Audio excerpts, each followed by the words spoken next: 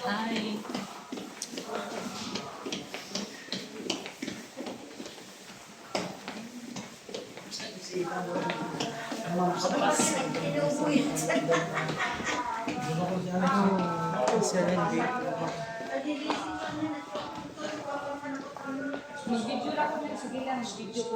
Written and guaranteed the neutrality.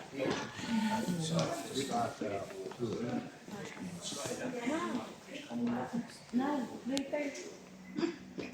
1914, and the war was primarily in Europe, and between Britain and France on one side, and they were fighting against Germany on the other side. So you understand that sort of geography. And when the war broke out, Australia promised to support the British because Australia, the 6 states of Australia had only a few years before come together and formed the nation of Australia. Before that, we were six separate colonies. Okay, I don't know how much you know about the background of how Australia was formed and so forth. Cruisers, destroyers, and 2 submarines, and they all were sent up to Rabaul because the Germans had a big fleet in the Pacific as well. Anyway, there was no major battle, but there were 1 or 2 minor battles between the Australian ships and the German ships. Okay.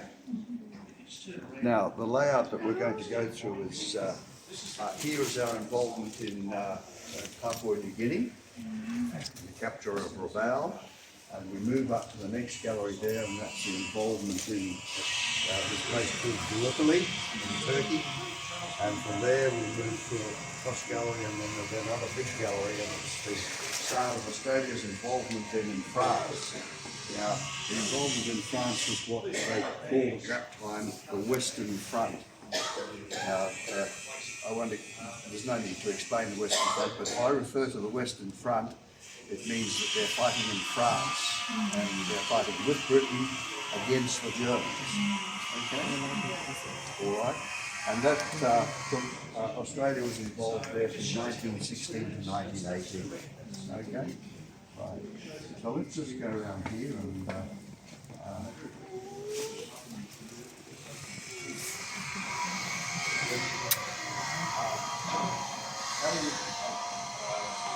I'll explain this quite behind me because this will relate in fact not to the first war, but we are involved in Gallipoli. Remember where Gallipoli is in Turkey?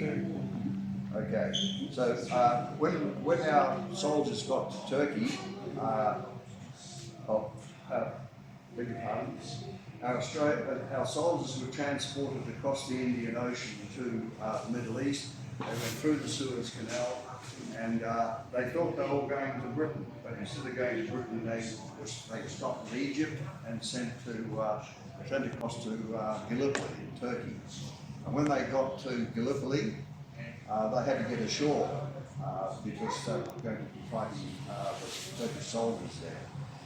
And to get ashore, in fact, they went in transport ships, and when they got to Gallipoli, they were disembarked from a lot to do with the foundation of the War Memorial as well. So he plays a very important role, and he was a journalist, you know, a journalist with the newspapers at that time. Yeah. And he stayed with the Australians all the way through the First World War, and he stayed on after that, and he eventually wrote the history of submarines, and that was lost in an accident in 1914, and it wasn't found until just before Christmas of 2017. So, now we know where it is. We know exactly what happened to the submarine. We know it was an accident. Oh, I'm so amazed. This back here, you see it's called Mediterranean Sea. Well, to give you some context, this is Turkey here, and This is Gallipoli up here. So does that make sense as to where Gallipoli was? Rather strange that we should be fighting there, but because we were under orders of the British, they got us involved at Gallipoli, and that's what led to the story of Anzac. Okay, so that we arrived there 25th of April 1915.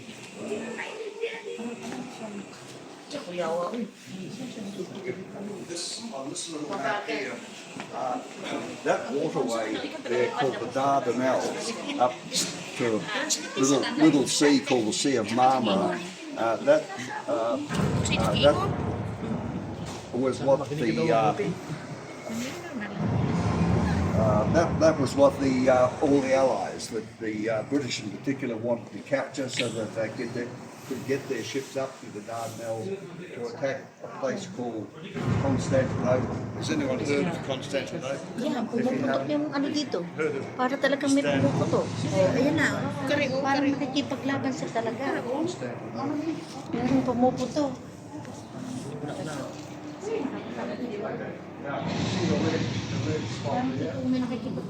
That's where the Anzac Cove is.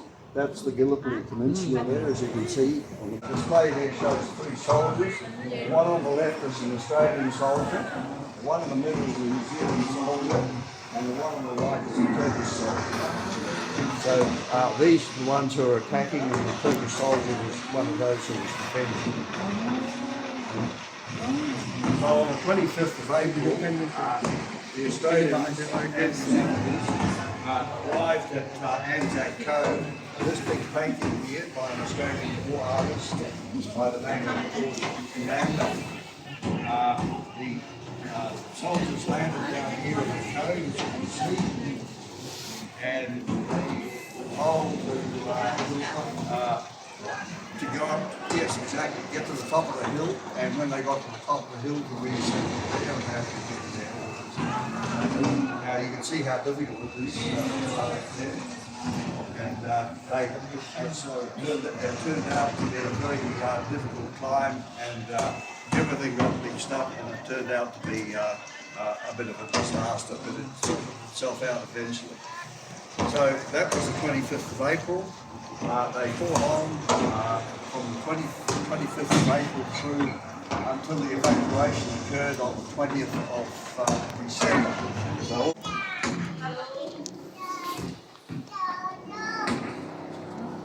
now this is a piece of technology that's it's a combination of aerial photographs from 1914 put onto Google Maps. You all understand Google Maps, sure.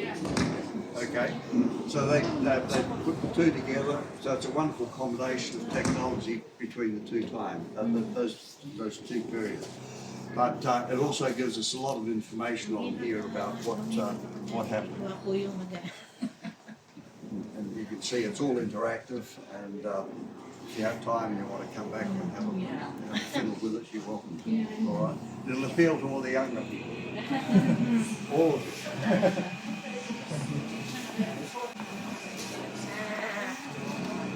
Now, this is technology of the early part of the 20th century. These are all, we've got 9 of these as part of the memorials collection, and they're all to do with the First World War. And they all go back to 1922, 1923. That's when they were made, and they were prepared for display. Because the war memorial here didn't open until 1941. All right. But this shows Australian soldiers coming up to capture these trenches that are occupied by the Turkish defenders, and this is in early August of 1915. So remember, the landing started in April, and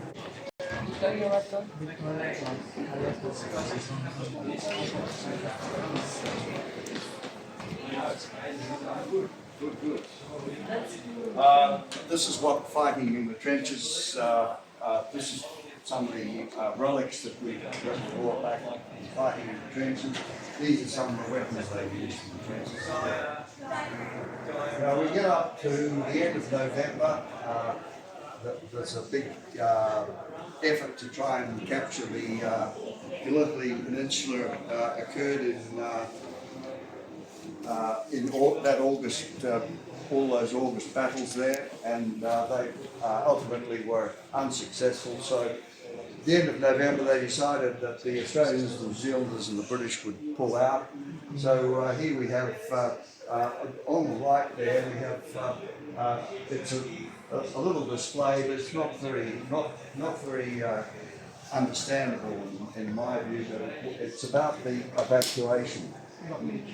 And they had these arrangements where of most interest are Australia and New Zealand. These were the sort of losses, and the Turkish defenders had vastly bigger losses. But in the end, they held their ground, and that photo there show with this.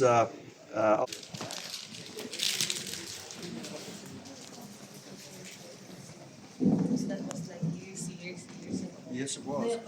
It was this man, Charles Bean,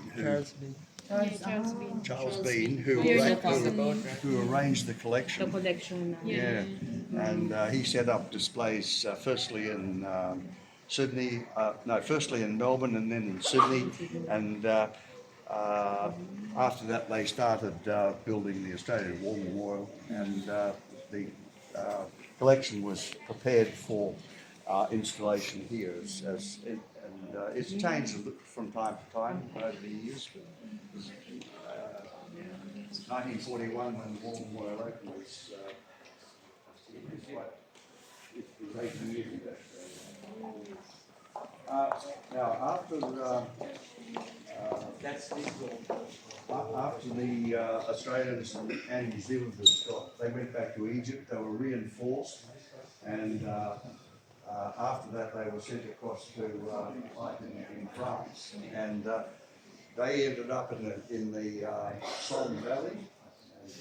That's the Somme River there, and this map shows all the places where Australian soldiers fought certainly in 1916 in the Western Front.